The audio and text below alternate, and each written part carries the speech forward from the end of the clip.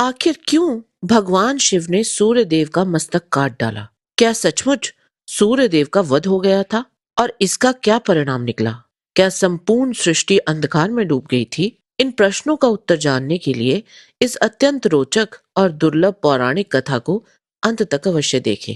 ब्रह्म वैवर्त पुराण के गणपति खंड अध्याय 15 के अनुसार एक समय नारद मुनि भगवान विष्णु जी से पूछते हैं, महाभाग नारायण, आप तो वेद वेदांगों के पारगामी विद्वान हैं। परमेश्वर, मैं आपसे एक अत्यंत बड़े संदेह का समाधान जानना चाहता हूँ। प्रभु, जो देवेश्वर महात्मा शंकर के पुत्र तथा विघ्नों के विनाशक हैं, उन गणेश्वर के लिए जो विघ्न घटित हुआ उसका क्या कारण है?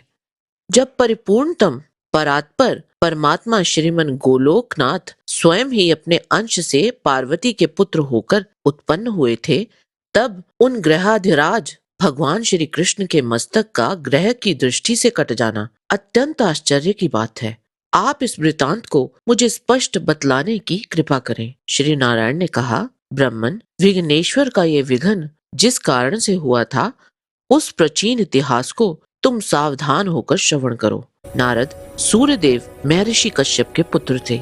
एक समय माली और सुमाली नामक दो असुरों ने सूर्यदेव की पत्नी छाया पर आक्रमण किया। अपनी पत्नी पर हुए इस अपमान और अत्याचार से क्रोधित होकर सूर्यदेव ने माली और सुमाली पर प्रहार किया। जब सूर्यदेव उन्हें मारने ही वाले थे, तब माली और सुमाली ने भगवान शिव से रक्षा की प्रार्थना की, परंतु सूर्यदेव ने उन दोनों को मार डाला। अपने भक्तों की पुकार सुनकर भगवान शिव प्रकट हुए और सूर्यदेव के इस कृत्य से अत्यंत क्रोधित हो गए। भक्त वत्सल शंकर ने माली और सुमाली का वध करने वाले सूर्य पर अत्यंत क्रोध पूर्वक त्रिशूल से प्रहार किया और उनका मस्तक काट डाला। वह शिव के समान तेजस्वी त्रिशूल अमोघ था, अतः उसके आघात से सूर्य की चेतना नष्ट हो गई और वे तत्काल ही रथ से नीचे गिर पड़े। सूर्यदेव के अभाव में संपूर्ण ब्रह्मांड अंधकार में डूब गया। जब कश्यप जी ने देखा कि मेरा पुत्र चेतनाहीन होकर गिर पड़ा है, तब वे उसे छाती से लगाकर फूट फूट कर विलाप करने लगे। उस समय समस्त देवताओं में हाहाकार मच गया। सभी भयभीत होकर जोर जोर से रुदन करने लगे। सूर्य के अचेत होने से सारा जगत अंधकारमय हो गया। तब तपस्वी कश्यप जी ने अपने पुत्र को प्रभाहीन देखकर भगवान शिव को श्राप देते हुए बोले, जिस प्रकार आज तुम्हारे त्रिशूल से मेरे पुत्र का वक्ष स्थल विदीर्ण हो गया है, उसी प्रकार तुम्हारे पुत्र का भी मस्तक कट जाएगा। शिव जी तो आशुतोष हैं ही, अतः क्षण मात्र में ही उनका क्रोध शांत हो गया।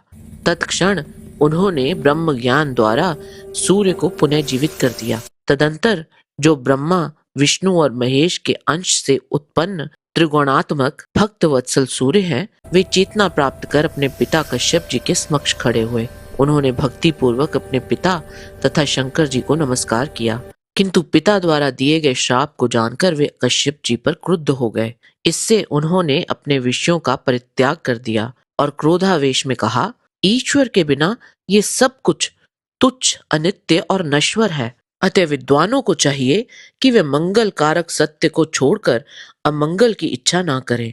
इसलिए अब मैं विषयों का त्याग करके परमेश्वर श्री कृष्ण का भजन करूंगा। ये सुनकर देवताओं ने ब्रह्मा जी को प्रेरित किया। तब वे प्रभु शीघ्रता पूर्वक वहां पधारे और सूर्य को समझाकर उन्हें उनके कार्य में पुनः नियुक्त किया। फिर भगवान ब्रह्मा, भगवान शिव और ऋषि कश्यप ने सूर्य को आशीर्वाद दिया और अपने अपने भवनों को चले गए। सूर्य भी पुनः अपनी राशि पर आरूढ़ हो गए। जय श्री कृष्ण। आज के वीडियो में बस इतना ही। आशा करते हैं कि आपको हमारा ये वीडियो पसंद आया होगा। कृपया इसे लाइक और शेयर अवश्य करें। किसी भी प्रकार की त्रुटि के लिए आप सबसे क्षमा याचना करते हुए आपसे निवेदन है कि प्रेम पूर्वक परम पिता परमात्मा को मन में धारण करें और बोलें, वैदिक सनातन धर्म की सदा ही जय।